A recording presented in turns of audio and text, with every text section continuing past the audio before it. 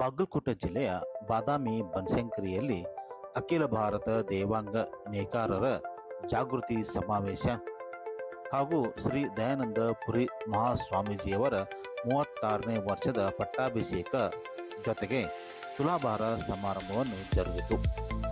ಸಮಾರಂಭವನ್ನು ಸ್ಥಳೀಯ ಶಾಸಕರಾಗಿರುವಂಥ ಭೀಮಸೇನ್ ಚಿಮ್ಮನಕಟ್ಟಿ ಜ್ಯೋತಿ ಬೆಳಗಿಸುವ ಮೂಲಕ ಚಾಲನೆ ನೀಡಿದರು. ಈ ಸಂದರ್ಭದಲ್ಲಿ ಮಾತನಾಡಿದ ಅವರು, ನೇಕಾರ ಸಮಾಜದ ವಿವಿಧ ಯೋಜನೆಗಳಿಗೆ 95 ಲಕ್ಷ ಅನುದಾನ ನೀಡಲಾಗಿದೆ.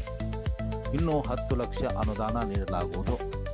ಸಮಾಜದ ಬಾಂಧವರು ತಮ್ಮ ಮಕ್ಕಳಿಗೆ ಉತ್ತಮ ಗುಣಮಟ್ಟದ ಶಿಕ್ಷಣ ನೀಡುವ ಮೂಲಕ ಸತ್ಪ್ರಜೆಗಳಾಗಿ ರೂಪಿಸಬೇಕು. ನೇಕಾರ ಸಮಾಜಕ್ಕೆ ನನ್ನ ಕೈಲಾದಷ್ಟು ಕೆಲಸ ಮಾಡುತ್ತೇನೆ.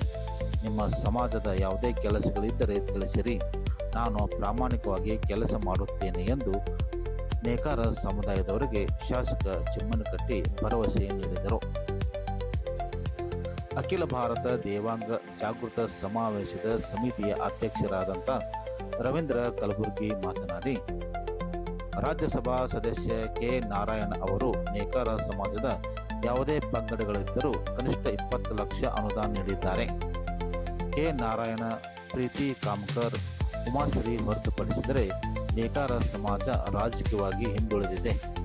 ಸಮಾಜ ಜಾಗೃತರಾಗಬೇಕಾಗಿದೆ. ಸಾಮಾಜಿಕವಾಗಿ, ಶೈಕ್ಷಣಿಕವಾಗಿ, ಆರ್ಥಿಕವಾಗಿ, ರಾಜಕೀಯವಾಗಿ ಮುಂದುವರಿಯಬೇಕಾಗಿದೆ ಎಂದು ಅವರು ಕರೆ ನೀಡಿದರು. ಸಮಾರಂಭದಲ್ಲಿ ಶ್ರೀ ಹಂಪಿ ಹೇಮಕೂಟದ ದಯಾನಂದಪುರಿ ಮಹಾಸ್ವಾಮೀಜಿಗಳ ದಿವ್ಯ ಸಾನ್ನಿಧ್ಯ ವಹಿಸಿ ಆಶೀರ್ವಚನ ನೀಡಿದರು.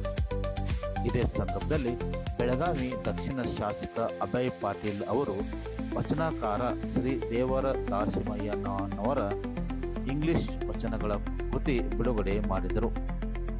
ರಾಜ್ಯಸಭಾ ಸದಸ್ಯ ಕೆ ನಾರಾಯಣ್ ಅಧ್ಯಕ್ಷತೆ ವಹಿಸಿ ಮಾತನಾಡಿದರು. ಸಂಸದ ಪಿಸಿ ಗದ್ದಿಗೌಡರು ಮಾತನಾಡಿ, ನೇಕಾರ ಸಮಾಜದವರು ಇಂದು ಬಹಳ ಸಂಕಷ್ಟದಲ್ಲಿದ್ದಾರೆ.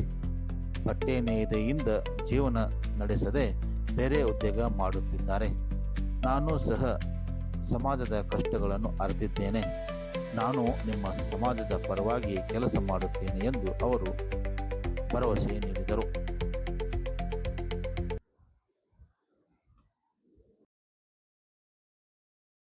ಆದ್ರೆ ಆ ಪರಿಸ್ಥಿತಿ ಮೇಲಿರುವಂತ ಎಲ್ಲ ಹಿರಿಯರು ಕೂಡ್ಕೊಂಡು ನಾವು ಕೂಡ್ಕೊಂಡು ಎಲ್ಲರೂ ಕೂಡಿ ಕೆಲಸ ಮಾಡಿದಾಗ ಮಾತ್ರ ಆಗ್ತೈತಿ ವಿನ ಯಾರೋ ಒಬ್ರು ಮಾಡಿದ್ರೆ ಆಗಂಗಿಲ್ಲ. ಇವು ನಮ್ಮ ಜವಾಬ್ದಾರಿ ಇವೆಲ್ಲ. ಆ ಮಾಡುವಂಥ ಕೆಲಸವನ್ನು ನಾವು ಮಾಡಿಕೊಡ್ತೇವೆ. ಆದ್ರೆ ಒಂದು ವಿಚಾರವನ್ನು ಕೆಲವೊಂದು ಕೊಟ್ಟಾಗಿದ್ದರು. ದಯಮಾಡಿ ಏನಪ್ಪಾ ಅಂತಂದ್ರೆ, ನಾನು ಕನಸ್ಕೊಂಡೀನಿ ನನ್ನ ಮಕ್ಕಳು ಹೆಂಗಿರ್ಬೇಕಂತ ಹೇಳಿ ಕನಸ್ಕೊಂಡೀನಿ. ಬುದ್ಧಿಯವರು ನನ್ನ ಮಕ್ಕಳು ಶಾಣೆ ಆಗ್ಬೇಕು, ಚಲೋ ಓದಬೇಕು, ಒಳ್ಳೆ ಒಳ್ಳೆ ಶಾಲೆಗಳದ ದೊಡ್ಡ ದೊಡ್ಡ ಕನಸುಗಳನ್ನು ಇಟ್ಕೊಂಡೀನಿ. ಹಂಗೆ ನೀವು ಇಟ್ಕೊಂಡಿರ್ತೇವೆ. ಎಷ್ಟೋ ಜನ ಇಲ್ಲಿ ಕುಂತವರು ತಮ್ಮ ಮಕ್ಕಳನ್ನ ಬಹಳ ಒಳ್ಳೆ ಒಳ್ಳೆ ಶಿಕ್ಷಣವನ್ನು ಕೊಟ್ಟು ಒಂದು ದೊಡ್ಡ ಸ್ಥಾನಮಾನಕ್ಕೆ, ಇದನ್ನ ಅತಿಶಕ್ತಿಯಾಗಿ ಹೇಳಂಗಿಲ್ಲ. ಇಲ್ಲಿರುವಂತ ಎಲ್ಲ ಸಂಸದರು ಮತ್ತು ಹಿರಿಯ ಶಾಸಕರು ಎಲ್ಲರೂ ಕೂಡಿ ಮಾಡಕತ್ತಾರ ಅವ್ರ ಕ್ಷೇತ್ರದ. ಅದು ನಾವು ಆ ವಿಚಾರವಾಗಿ ಪ್ರತಿಪಾದನೆ ಮಾಡಂಗಿಲ್ಲ.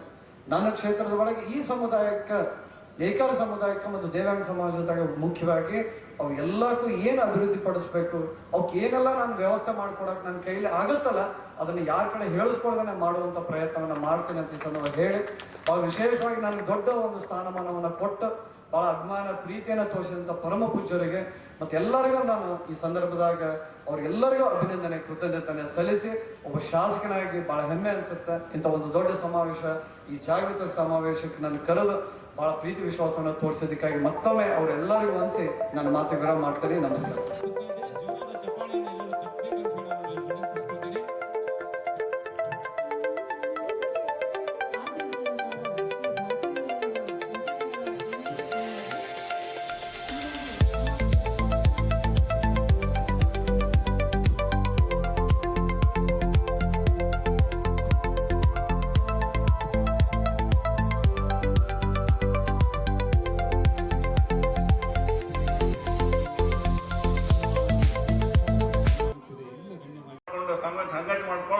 ಸಂಘಟನೆ ಮಾಡೋದು ಅಷ್ಟೇ ಕೆಲಸ.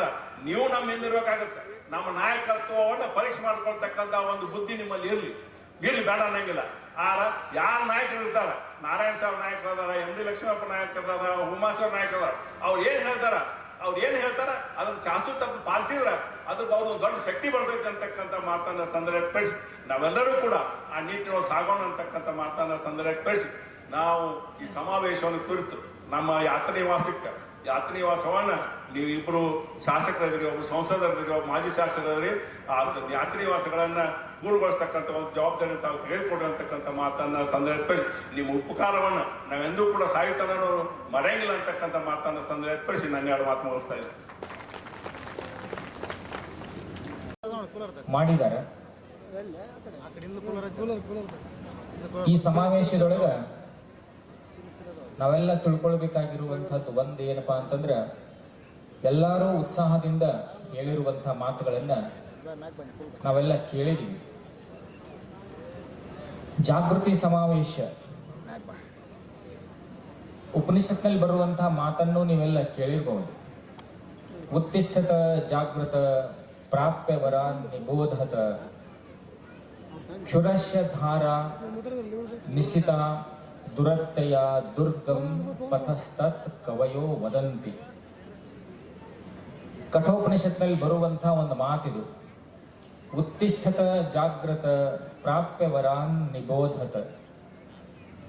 ಏಳ್ರಿ, ಎದ್ದೇಳ್ರಿ, ಎಚ್ಚರಾಗ್ರಿ, ಜಾಗೃತರಾಗ್ರಿ, ಶ್ರೇಷ್ಠ ಗುರುಗಳನ್ನ ನಿಮ್ಮದಾಗಿಸಿಕೊಂಡು ಶ್ರೇಷ್ಠ ಗುರುವಿನ ಪರಮ ಪಾವನ ಗುರುವಿನ ಮಾರ್ಗದರ್ಶನದೊಳಗ ನೀವೆಲ್ಲರೂ ಅವರ ಅನುಗ್ರಹದೊಂದಿಗೆ ನಿಮ್ಮ ನಿಮ್ಮ ಗುರಿಗಳನ್ನ ಕಂಡು ಆ ಗುರಿಗಳೆಡೆಗೆ ದಿಟ್ಟ ಹೆಜ್ಜೆಗಳನ್ನಿಟ್ಟು ನಿಮ್ಮ ಗುರಿಗಳನ್ನು ಮುಟ್ಟಿ ನಿಮ್ಮ ಭವಿಷ್ಯವನ್ನೂ ಕಟ್ಟಿಕೊಳ್ಳ್ರಿ, ನಿಮ್ಮ ಮಕ್ಕಳ ಭವಿಷ್ಯವನ್ನೂ ಕಟ್ಟ್ರಿ, ಸಮಾಜದ ಭವಿತವ್ಯವನ್ನೂ ಎಲ್ಲರೂ ಹೌದಪ್ಪ ಅನ್ನುವಂಗ ನೀವೆಲ್ಲರೂ ಮುನ್ನುಗ್ರಿ ಎನ್ನುವಂತಹ ಮಾತು ಉಪನಿಷತ್ನಲ್ಲಿ, ಕಠೋಪನಿಷತ್ನಲ್ಲಿ ಹೇಳಿರುವಂತಹ ಋಷಿಮುನಿ ಹೇಳಿರುವಂತಹ ಮಾತು. ಕ್ಷುರಶ್ಯ ಧಾರ ನಿಶಿತ ದುರತ್ತೆಯ ದುರ್ಗಂ ಪಥಸ್ತತ್ ಕವಯೋ ವದಂತಿ. ಯಾಕೆ ನಾವೆಲ್ಲರೂ ಎಚ್ಚರಾಗಬೇಕು, ಎದ್ದೇಳಬೇಕು, ಹುಷಾರಾಗಿರ್ಬೇಕು ಈ ಕಾಲದೊಳಗ ಅಂತಂದ್ರ, ಕಾಲಕ್ಕೆ ತಕ್ಕಂಗೆ ನಾವು ಅಪ್ಡೇಟ್ ಆಗ್ಬೇಕು, ಎಚ್ಚರಾಗಿರ್ಬೇಕು, ಎದ್ದೇಳ್ಬೇಕು. ಉತ್ತಿಷ್ಠತ ಜಾಗೃತ ಅಂತ ಹೇಳಿ ಅವಾಗ ಸಾವಿರಾರು ವರ್ಷಗಳ ಹಿಂದೆ ಹೇಳಿರುವಂತ ಋಷಿಮುನಿಗಳ ಮಾತು ಇವತ್ತ ಸತ್ಯವಾಗುವಂತ ಕಾಲ. ಕಾಲಕ್ಕೆ ತಕ್ಕಂಗೆ ನಾವು ಅಪ್ಡೇಟ್ ಆಗಲಿಲ್ಲ ಅಂತಂದ್ರೆ ನಮ್ಮನ್ನ ಅತಿಕ್ರಮಿಸಿ ಮುಂದ ಬೇರೆ ಸಮುದಾಯಗಳು ಮುಂದೆ ಹಂಗೆ ಹೊರಡ್ತಾ ಇದ್ದಾರೆ. ಆಗಲೇ ಯಾರೋ ಒಬ್ರು ಬಹಳ ಒಳ್ಳೆ ಮಾತನ್ನ ಹೇಳಿದ್ರು. ಏನು ಅಂತಂದ್ರ, ಇವತ್ತಿನ ಕಾಲ ಹೆಂಗದ ಅಂತಂದ್ರ, ಸಂವಿಧಾನವನ್ನ ಬರೆದಿರುವಾಗ ಹಿಂದುಳಿದ ವರ್ಗಗಳಿಗೆ ಸವಲತ್ತದಾವ, SC ST ಗಳಿಗೆ ಸವಲತ್ತದಾವ, ಇನ್ನಿತರೆ ಸಮುದಾಯಗಳಿಗೆ ಸವಲತ್ತುಗಳದಾವ, ಮೀಸಲಾತಿಗಳದಾವ. ಆದ್ರೆ ಆಗಲೇ ಒಬ್ರು ಅಭಿಮಾನಿಗಳು ಹೇಳಿದ್ರು ಏನು ಅಂತಂದ್ರ, ಒಳ ಮೀಸಲಾತಿಯನ್ನ ಯಾವ ರೀತಿ ದಲಿತ ಸಮುದಾಯಗಳು ಪಡ್ಕೊಳ್ಳುವತ್ತ ತಮ್ಮ ಗಂಭೀರವಾದ ಹೆಜ್ಜೆಯನ್ನ ಇಡ್ತಾ ಇದಾರೆ, ಅಷ್ಟು ಜಾಗೃತಿ ಆಗಿದಾರ, ಅಪ್ಡೇಟ್ ಆಗಿದಾರ, ತಮ್ಮೊಳಗೆ ಅಪ್ಡೇಟ್ ಆಗ್ತಾ ಇದಾರಲ್ಲ, ಹಂಗ ನೇಕಾರ ಸಮುದಾಯಗಳು ಕೂಡ ಈ OBCದೊಳಗ ಹಿಂದುಳಿದ ವರ್ಗಗಳಲ್ಲಿ ಸುಮಾರು 100 ಜನಾಂಗಗಳದಾವ. ಕಂಬಾರು, ಕುಂಬಾರು, ನೇಕಾರು, ಬಡಿಗರು, ಪತ್ತಾರು, ಮರಾಠರು ಅಂತೇಳಿ ಎಲ್ಲರೂ ಗಾಣಿಗ ಸಮುದಾಯಗಳನ್ನ ಹಿಡ್ಕೊಂಡು ಬಹಳ ಸಮುದಾಯಗಳದಾವ. ಅವರನ್ನು ಮಾತು ಏನಪ್ಪಾ ಅಂತಂದ್ರ, ಈ ಎಲ್ಲ ಸಮುದಾಯಗಳು 100 ಸಮುದಾಯಗಳು OBC ಒಳಗ ಅದಾವಲ್ಲ, ಅದರೊಳಗ ನೇಕಾರ ಸಮುದಾಯಗಳು ಮತ್ತು ಇನ್ನಿತರೆ ಸಣ್ಣ ಪುಟ್ಟ ಸಮುದಾಯಗಳಿಗೂ ಕೂಡ ಒಳ ಮೀಸಲಾತಿಯನ್ನ ಕಲ್ಪಿಸುವಂತ ವ್ಯವಸ್ಥೆಯನ್ನ ಸರ್ಕಾರದವರು ಮಾಡಬೇಕು. ಆ ರೀತಿ ನಾವು ಜಾಗೃತ ಆಗಬೇಕು ಅನ್ನುವಂತ ಮಾತನ್ನ ಹೇಳಿದ್ರಲ್ಲ, ಅಷ್ಟೇ ಸತ್ಯವಾಗಿರುವಂತ ಮಾತು, ಬಹಳ ಸತ್ಯವಾಗಿ. ಈ ಒಳ ಮೀಸಲಾತಿಯನ್ನ ಪಡ್ಕೊಳ್ಳಿಕ್ಕೆ ಆಗ್ಲಿಲ್ಲ ಅಂತಂದ್ರೆ ಸಮುದಾಯದವರು MP ಆಗೋದಿಲ್ಲ, MLA ಆಗೋದಿಲ್ಲ ಅನ್ನುವಂಥದ್ದು ನಿಮಗೂ ಗೊತ್ತದ. ಎಲ್ಲಾ ಕ್ಷೇತ್ರಗಳಲ್ಲಿ ಪ್ರಬಲ ಸಮುದಾಯದವರೇ ಆ ಕ್ಷೇತ್ರವನ್ನ ಕಬಳಿಸ್ಕೋಬೇಕು, ಪಡ್ಕೋಬೇಕು ಅನ್ನುವಂಥ ಹಂಬಲ ಉಳ್ಳವರಿದ್ದಾರೆ. ನಾವು ಜಾಗೃತ ಆಗ್ಲಿಲ್ಲ ಅಂತಂದ್ರೆ ಅದು ನಮ್ಮ ಕೈಗೆಟಕೋದಿಲ್ಲ. ಉತ್ತಿಷ್ಠತ ಜಾಗೃತ ಕ್ಷುರಶ್ಯ ಧಾರ. ಈ ಕಾಲ ಹೆಂಗದ ಅಂತಂದ್ರೆ, ಕ್ಷುರಶ್ಯ ಧಾರ ನಿಶಿತ ದುರತ್ತೆಯ ದುರ್ಗಂ ಪಥಸ್ತತ್ ಕವಯೋ ವದಂತಿ. ಬದುಕಿನ ಗತಿ ಹೆಂಗದ ಅಂದ್ರೆ, ಇವತ್ತಿನ ಕಾಲದೊಳಗೆ ಹೆಂಗದ, ಕಾಲಮಾನ ಹೆಂಗದ ಅಂತಂದ್ರ, ಖಡ್ಗದ ಅಲಗಿನಂತೆ ಖಡ್ಗದ ತುದಿ ಹೆಂಗದ ಅಂತಂದ್ರೆ, ಅತ್ಯಂತ ಹರಿತವಾಗಿರುವಂತ ಖಡ್ಗದ ತುದಿ. ಕ್ಷುರಶ್ಯ ಧಾರ ನಿಶಿತ ದುರತ್ತೆಯ ದುರ್ಗಂ.